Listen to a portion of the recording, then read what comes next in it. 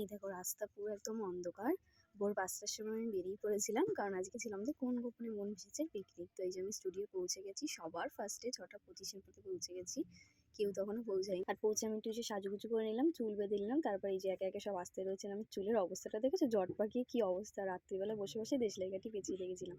তো এই যে আমাদের বাস চলে এসছে, বাসে আমাদের ব্যানারটা লাগিয়ে নিল, তারপর উঠে পড়লাম বাসে। এইবারে তেমন কেউই যায়নি। এই দেখো আমার চুলের কারলটা দেখেছো, এটা কিন্তু আমি দেশলাই কাঠি পেঁচিয়ে রেখে করেছিলাম। তো এই যে নেমে পড়েছি আমরা বাস থেকে, এবার কিছুটা হেঁটে যেতে হবে। আর দেখো আমরা পুরো টিম মিলে এমনভাবে হেঁটে যাচ্ছিলাম, মনে হচ্ছিল আমরা কোনো মিছিলে হাঁটছি। তো বেশিক্ষণ কিন্তু লাগেনি, একদমই কাছে ছিল পিকনিক স্পট, ১ ঘন্টা মতন লেগেছে। পৌঁছে গেছি আমরা। খুব ভালো করেছো। ডবল দেওয়া হবে।